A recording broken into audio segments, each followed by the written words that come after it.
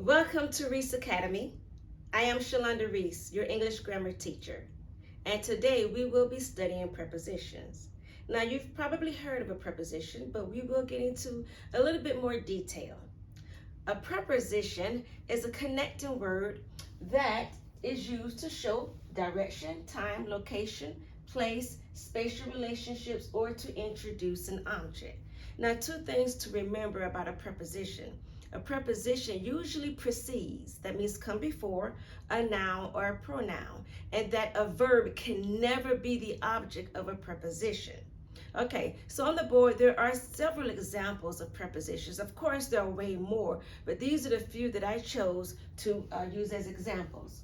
We have over, under, before, after, use my stick, up, down, beside, in, at, of, on, for, to, across, above, along, among, as, behind, below, between, by, despite, off, outside, until, with, toward, through, except, around, and near. Now I want us to look at the word to. To is a preposition, but the way it's used in a sentence is not always in a prepositional type of way. And that is because do not confuse to, for the preposition to, with the infinitive verb form for to. So for instance, in the infinitive, a verb follows the word to. That's not a preposition, that's an infinitive. Okay, so for to be a preposition, it has to be followed by a pronoun or a noun. All right, so let's look at a few as an example.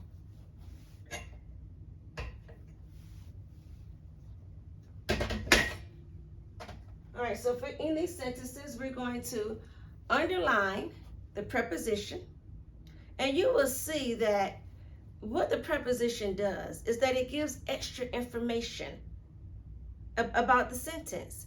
It's a connecting word that links the information that's in the sentence. So for instance, number one, the cat ran under the table. The preposition is under, okay? Because under, that shows a position. Where is it? It's under the table. Now the cat ran is a complete thought.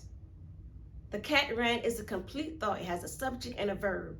So under the table, that's extra information that prepositions give because they show location, place, position, time, spatial relationships, or to introduce an object. So you don't really need the information under the table because the complete thought the cat ran. But prepositions and prepositional phrases give us much needed information in order to understand what's happening in the sentence. Now, number two, I bought 2 shirts at the mall. The preposition is at, okay? And it's followed by a noun, mall. And just as the first sentence is followed by a noun, table. Remember, prepositions precede a noun or a pronoun. Now, I bought 2 shirts is a complete thought. I don't really need that information, but it's linking the information. I bought 2 shirts. Where? At the mall. So at is the preposition that shows place. Number 3, she walked between them. The preposition is between, okay? She walked is a complete thought, right? That's a complete sentence. But it's saying between them. Now it's preceding a pronoun. Remember, as I said, prepositions usually precede nouns or pronouns. This time, this one is preceding a pronoun. It's showing position. Where did she walk between them? All right, number 4, he bought a car for his son. The preposition is for. Now, he bought a car. That's a complete thought, right? You don't really need this information. Remember, prepositional phrases are not needed. They add information in the sentence to help you understand what's happening. So he bought a car. Okay. But when you know that he bought a car for his son, that's more specific. So it's adding specific information. So for is the preposition, son is the noun. All right, the cab driver drove through the woods. The The preposition is what? Through. Okay. Now, the cab driver drove is a complete thought. So through the woods is adding the information. Where did he drive? He drove through the woods. The woods is the noun. The preposition precedes the noun. Number 6, she is standing beside you. Okay, the preposition is beside. All right, and it's preceding a what? A pronoun. She is standing is a complete thought. But when you add the preposition, it's to show a position, place, time, or location beside you.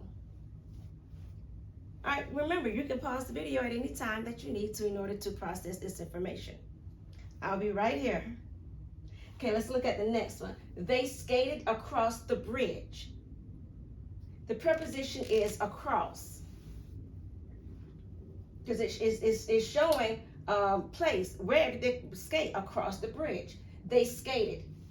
Is that a complete thought? It most certainly is.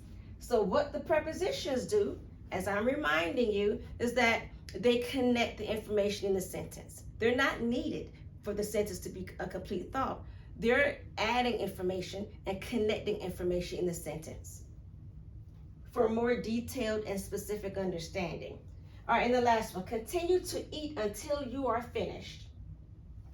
Now the preposition is until, okay? Until you. Okay, it's preceding the pronoun you. All right, now, I want you to look at this one. Continue to eat. Now, I know that I said that to is a preposition, but it depends on how it's used. In this sentence, it's preceding a verb.